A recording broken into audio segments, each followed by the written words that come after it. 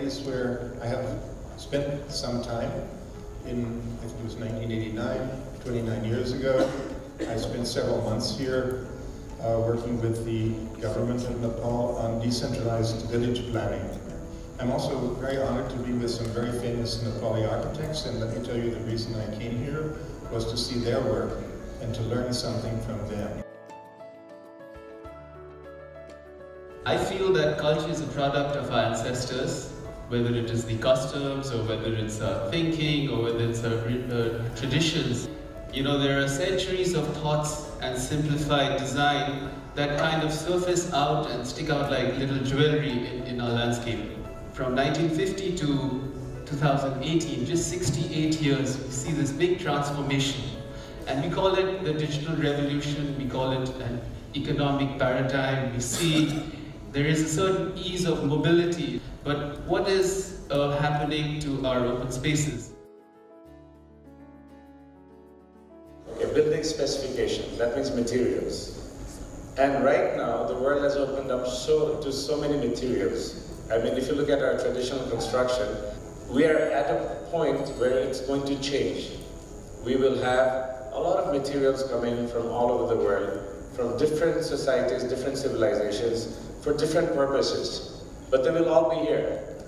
And when we choose it and when we select it, I thought it's very important to go back and see where we are going with this. We at Asian Paints strongly believe in innovation. Nurturing newer ideas is extremely important for all progress for any kind of business.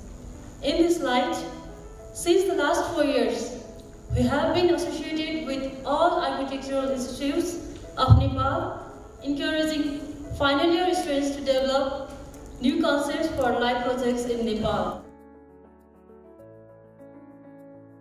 Sometimes I feel that it seems to override all other concerns, and even concerns about identity, even concerns about expressing yourself, or even concerns about your own comfort, or your means of achieving a better life.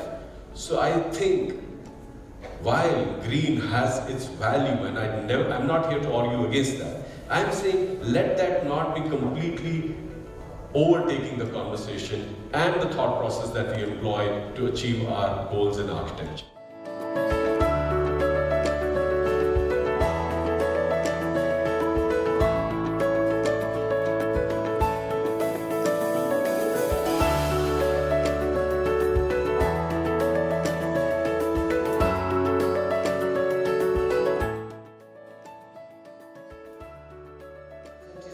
Representatives of the construction industry, as planners and architects, we are uniquely placed.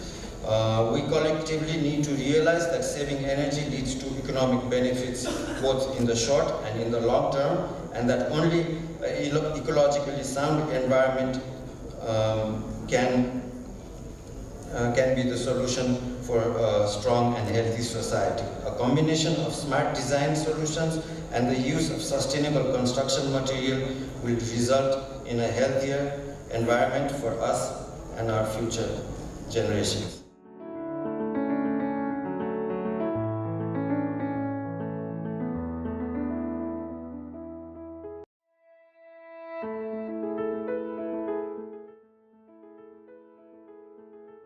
The biggest challenge is how to satisfy the user, and 70% of the users are these millennials. Millennials are demanding a lot of agility in spaces. Millennials do not sit at one place and work.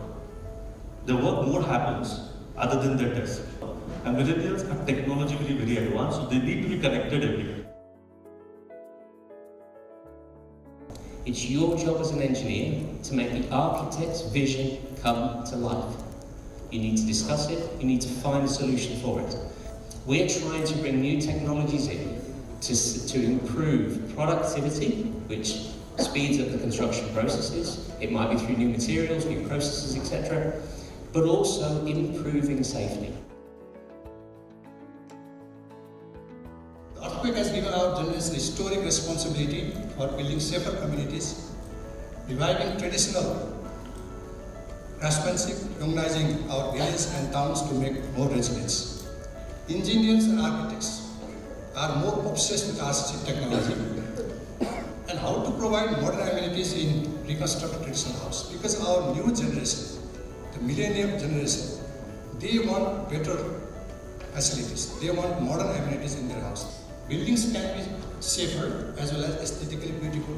It is up to the architects to design beautiful buildings, keeping its structural safety.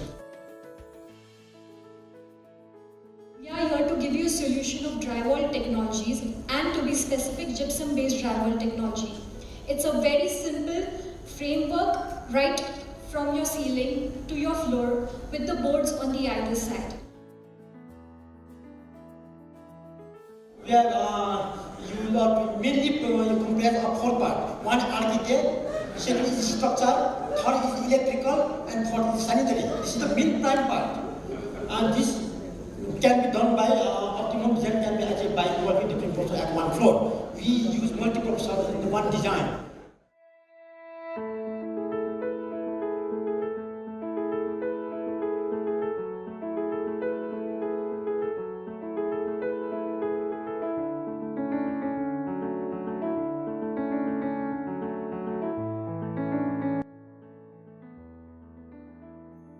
So here is why Veroga.com emerged. To solve the imbalance of this resource in design construction industry in Nepal. We have a state-of-the-art technology for connecting customers and service providers. We have communication and coordination, and that leads to the management. Let's collaborate for professional excellence.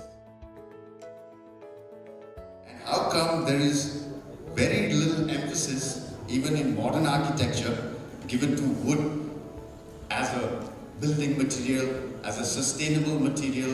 How can we improve the linkages between this kind of professional forum and the policymakers so that we can contribute or suggest to policymakers, especially when they are talking of smart cities-based urban growth? Thank you.